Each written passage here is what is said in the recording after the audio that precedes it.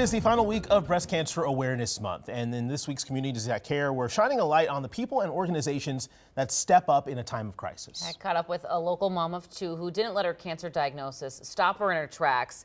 She says she got through it all with the help from others. The three words, "you have cancer," are life-changing.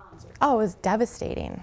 Yeah, it was like my world just fell out from under me. Kirsten Coder's mom was the first in their family to have breast cancer. They got her right into chemo, essentially after finding out she had cancer, because it was very aggressive, and it worked.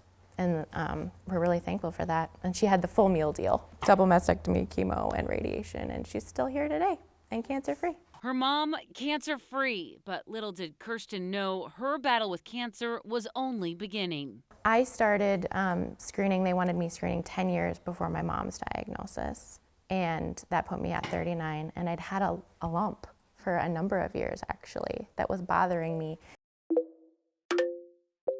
Despite the so many unknowns that come with a breast cancer diagnosis, the hardest part for Kirsten was telling her daughters she has cancer. Oh my gosh, yeah.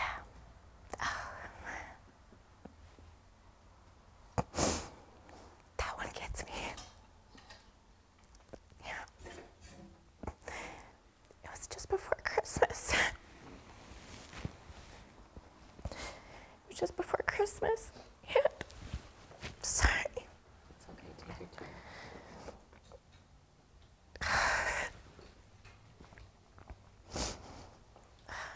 My girls knew something was wrong because, I had told them, I had something that was hurting me that I just needed to get figured out what it was. And my girls knew before I even told them that it was something serious. I said, "This is big, guys." And they said, before I even said the words, they said, "Mom, God's gotten us through some pretty hard things already in our life, and we know God's gonna get us through this too." And I knew right then that we were gonna be okay. Kirsten was thankful she was in the early stages, undergoing a bilateral mastectomy, chemo, and radiation. My dad says I'm looking at everything with new eyes now. Even the colors, like the fall leaves. She says finding a support system and not being afraid to ask for help from organizations like Hope Chest for Breast Cancer made a huge difference. I first learned of Hope Chest around 2009 when my mom was diagnosed with breast cancer.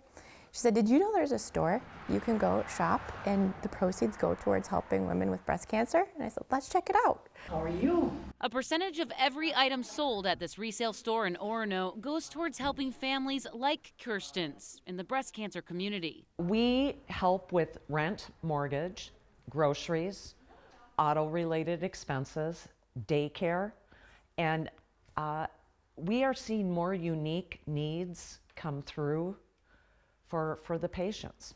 So it was kind of a surprise after surprise along the way. And I'm self-employed and I don't have sick time.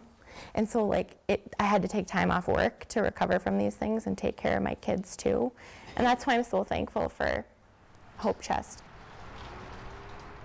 And we're so thankful to Kirsten for sharing her incredibly difficult story with us. Now, Hope Chest has been doing incredible things since its inception back in 2001, and to date, they have given more than $2.9 million in patient grants, serving more than 6,000 patients. And the work hasn't stopped. They say they get people applying for benefits all the time, and I'll post more details at care11.com. Yeah, thank goodness for an organization like that, helping so many people that are And struggling. Cece, I know you're going to be emceeing their big event, which is next week. It is next week on the 6th. Super excited to do that. I chatted with organizers last week, and they have a great event ready for everyone. The care, the time, the effort they're putting in. I'm really excited to join them.